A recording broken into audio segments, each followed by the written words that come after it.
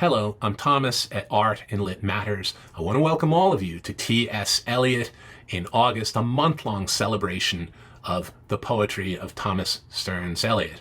I've always been interested in the power of poetry to express subtleties of feelings and ideas and the sheer raw stuff of what it is to be human in ways that completely transcend what mere prose can express. We think of the poems that have moved us, and often they're poems that live inside of us as this sound cluster of meaning that is potent and permanent. And Eliot even wrote about the sound of poetry.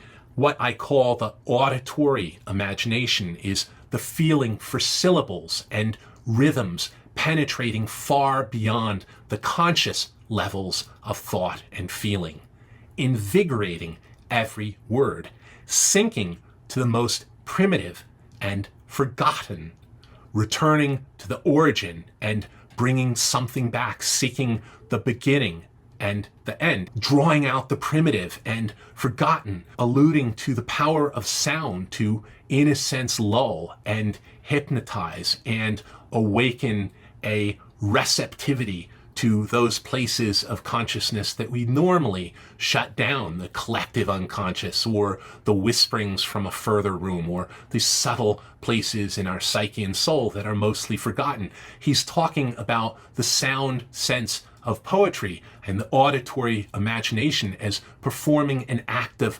reclamation, of calling for things that are inside of us that we might have forgotten existed, sinking to the most primitive and forgotten levels. And in his speech of returning to the origin and bringing something back, it can be a deep dive down into the depths not only of the individual psyche, but perhaps the collective psyche or our generational histories. At one point, he is talking about the nature of time and being in memory, and he says, not the intense moment isolated with no before or after, but a lifetime burning in every moment, not the lifetime of one man or woman only, but of generations and of old stones that cannot be deciphered. So there's an act of reclamation in poetry, claiming our mythic selves and our generational selves, and an expansion of the raw stuff of our human being. The broad-based cultural movement in dance and the visual arts and in poetry and in novels we call modernism, of which T.S. Eliot's The Wasteland played such a crucial role, is constantly exploring the unceasing presence of the past in our lives and even in the very structure of consciousness. William Faulkner famously wrote in Requiem for a Nun, "The past is never dead. It is not even past." And in Faulkner's greatest work, Absalom, Quentin Compson bears the emotional weight and is shaped by the story of Thomas Stearns, who was dead 40 years before the novel even begins. Quentin is so attuned to the voices and presence of the past as part of his essential consciousness. Faulkner described him as not so much an individual, but a whole commonwealth of voices and presences and echoes from the past. And so, in a sense, are we all. As Eliot put it, not the lifetime of one man or woman only, but of generation. And that other modernist masterpiece of 1922, James Joyce's Ulysses, is obsessed with the role of the past impinging on present consciousness. And it is a work which influenced T.S. Eliot's The Wasteland at every stage of its composition. And this is an important point because Ulysses had appeared in serial form in The Egoist and in The Little Review in the years leading up to The Wasteland, and so had exerted a tremendous influence on Eliot and other modernist writers as it appeared in those little magazines. And in Ulysses, the very structure of it is a constant conflating of past and present, whether it's a matter of personal hauntings, the piteous vestures of the past, silent, mute reproachful, or Stephen Dedalus, imagining as he walks along Sandy Mount Strand the unbroken succession of an umbilical cord stretching from womb to navel and womb to navel and womb to navel in an unbroken maternal line all the way back to Eve. And in fact, it is T.S. Eliot's comment on Ulysses, which appeared in the Dial less than a year after The Wasteland, which provides the single most resonant and evocative comment on Eliot's relation toward the past of all. Eliot speaks of a heightened attentiveness to the role of mythology and the past in one's writing as the mythic method, and cites it as simply a way of controlling, of ordering, of giving a shape and significance to the immense panorama of futility and anarchy which is contemporary history. Instead of narrative method, we may now use mythic method, an apt and useful way of looking at T.S. Eliot's The Wasteland. Eliot, who over the course of his creative life would provide the most interesting meditations on time and the presence of the past in consciousness of all, not the intense moment isolated with no before after, but a lifetime burning in every moment. And it's fascinating to me because as apt as Eliot's description of the mythic method is as a way of looking at James Joyce's Ulysses, it seems even more an apt way of looking at T.S. Eliot's The Wasteland. And Eliot, over the entire course of his life, would provide fascinating meditations on time and the presence of the past in our consciousness. When you hear a passage like, "I shall wear white flannel trousers and walk upon the beach, I have heard the mermaids singing each to each. I do not think that they will sing to me. I have seen them riding seaward on the waves, combing the white hair of the waves blown back when the wind blows the water white and black.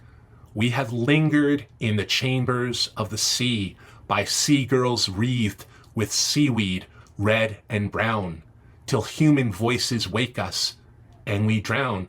We don't have to have fathomed every subtlety in those lines to realize something immense and transformative is going on. And the language of "we have lingered in the chambers of the sea by sea girls wreathed with seaweed red and brown," you're in this utterly transformed state. It's not just a description of these things, but it's a drawing you into it. And appropriately, he uses the word "we," just as Prufrock begins with the very personal invitation, "Let us go then, you and I," where you is the reader of the poem. At the end, it isn't just Prufrock or Eliot saying, "I have lingered in the chambers of the sea." It's saying we have lingered in the chambers of the sea by sea girls wreathed with seaweed red and brown. And suddenly you realize he's talking about something fairly universal, the state of enchantment we all experience in dreams or fantasy. But look what happens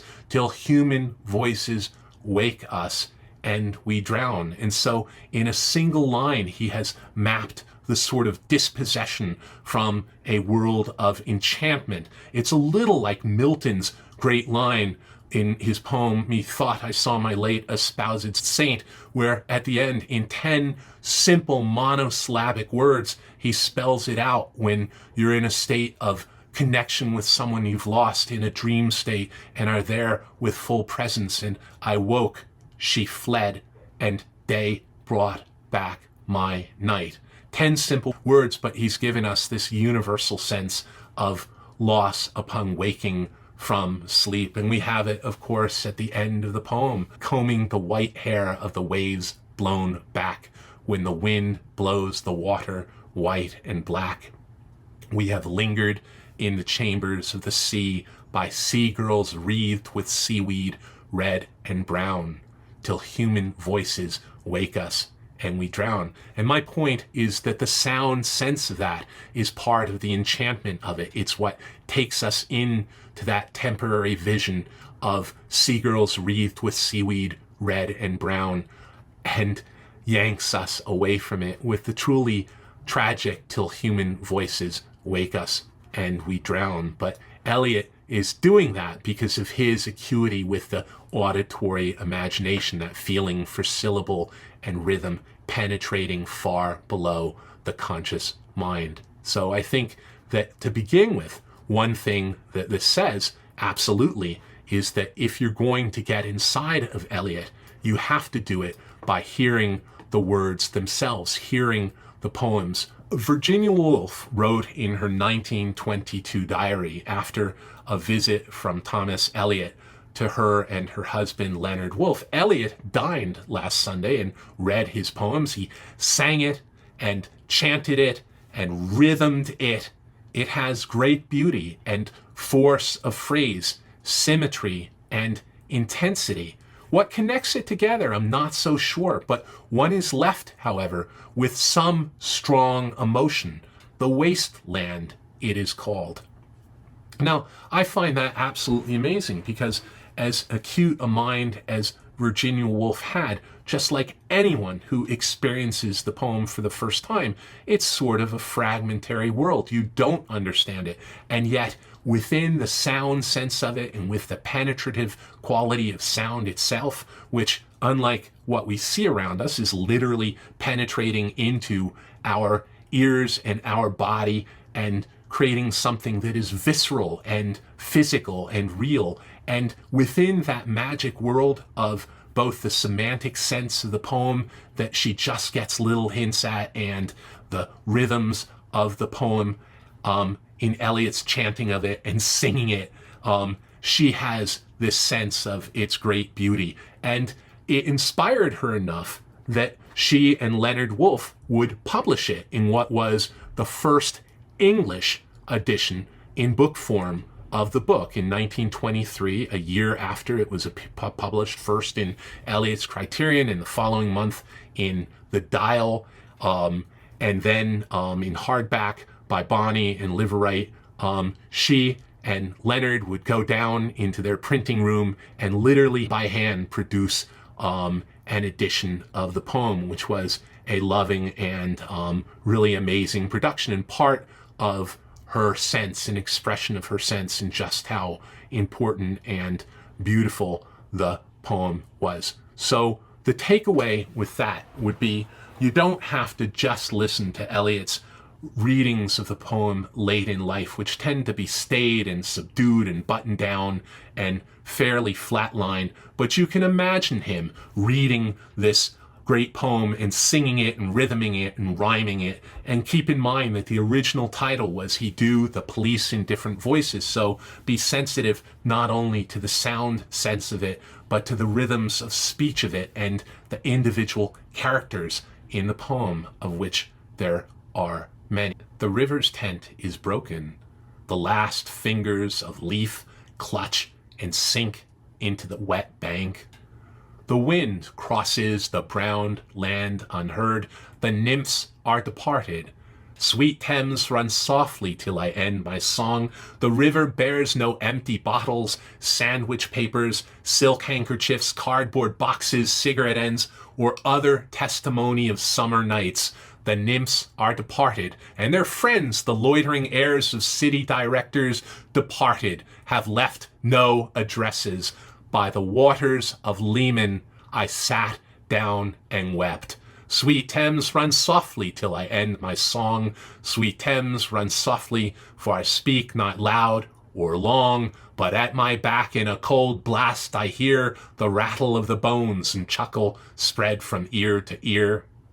By the waters of Leman I sat down and wept. Poems are also echo chambers with a single phrase, perhaps resonating in its own terms or echoing with prior texts or with past cultures or with the inferred life of the poet or with the deep truths of our own lives. By the waters of Leman I sat down and wept. Now, for most of us, that line, even if we haven't read the poem before, is going to have a strange, somewhat haunting familiarity. And of course, it is from Psalm 137, in which the people of Israel are exiled to Babylon, and they're looking back to their homeland and the life they had there, and they're crying. Or perhaps you think of the Bob Marley version that's so poignant, and by the rivers of Babylon, there we sat down and there we wept when we remembered Zion. It's all about exile and the heartbreak of being dispossessed from your homeland. And then you start realizing, well, in the context of The Wasteland, which of course was published in 1922, just 4 years after the end of World War I, that displacement and being like an alien on the earth and being removed from your roots or your homeland was an incredibly common thing, because almost everyone after that war was displaced from the world that they knew before it began. It becomes like this lost, inaccessible ideal, the Belle Epoque, and now enter a world of fracture where I can connect nothing with nothing, and where the dreams of a prior time seem broken, and where a whole generation was cut down. It's about exile and dispossession. So in the echoing with by the rivers of Babylon, there we sat down, yea, we wept when we remembered Zion, the allusion carries an additional weight of exile into the poem. And of course, what good is an echo if it doesn't add to the meaning of the poem? And one thing that is so magnificent about the echo chamber of Eliot is the way that he uses his allusions or references to other things to increase the meaning of the poem.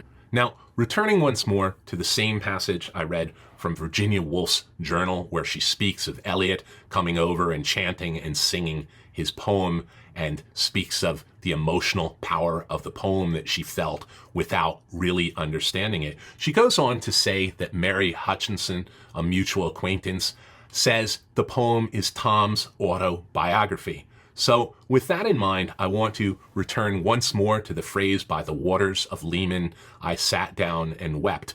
Twice during the period Eliot was working on The Wasteland, he had nervous breakdowns requiring professional help, and he went to clinics for extended stays. One was a clinic in Margate, where we get one of the most famous lines of The Wasteland of all. On Margate sands, I can connect nothing with nothing. And the other clinic was on Lake Geneva. Now, the French don't speak of Lake Geneva. Instead, they call it Lake Léman. By the waters of Leman, I sat down and wept. So you get yet another layer of that line. Finally, think for a moment about the experience of staring out at a vast expanse of water and sitting down and weeping. Eliot grew up in St. Louis, but the family summered in Gloucester, Massachusetts by the Atlantic Ocean, and Eliot spent a lot of time looking out on river or ocean. The Mississippi running through St. Louis loomed large for Eliot all his life. He would tell a friend that he could hear the river flowing as he lay in his bed at night. The Mississippi even reappears with its muddy waters in 4 quartets as he speaks of it as a strange brown god. Similarly, staring out at the vast expanse of the Atlantic as the waves crashed in towards the shore was something that permanently stuck with Eliot. He in fact intended a memoir of his childhood called The River and the Sea. So you stare out at a vast expanse of water. Sometimes it's immensely comforting, and sometimes it gives a sense of infinitude. Sometimes the mythic resonances of the water feel close, or the unconscious power of which Joyce would term the rivering waters of the hither and thithering waters of night would sweep into consciousness. And sometimes the waters, with their sense of infinitude, call forth a sense of loss and of mourning. In The Wasteland, the loss of Eliot's own father is bound up with images of loss and imagined loss of a father from Shakespeare's Tempest, and that is all about the sea and drowning. And sometimes, as in Joyce, the maternal sea, our great sweet mother, as Swinburne calls it, is what we feel. But as a place for meditations on time and the past and loss and infinitude. And so When you have heard the passage by the waters of Leman, I sat down and wept, sweet Thames, run softly till I end my song, sweet Thames, run softly, though I speak not loud nor long. When you've heard it enough that it becomes yours, the image and the poem begin to relate not just to Eliot or the war or his psychological convalescence in Leman, but to you, the reader, and to your life. For who among us, after all, has not stared out at the expanse of water and at least once in our lives sat down and wept? Okay, thank you for watching or listening to this. I'm going to make these Eliot videos every couple days during our August plunge into Eliot. The next video is about the heroic, mostly radical and feminist women publishers of small magazines who first gave Eliot and modernist writing in general a place to publish, and so gave them a public voice.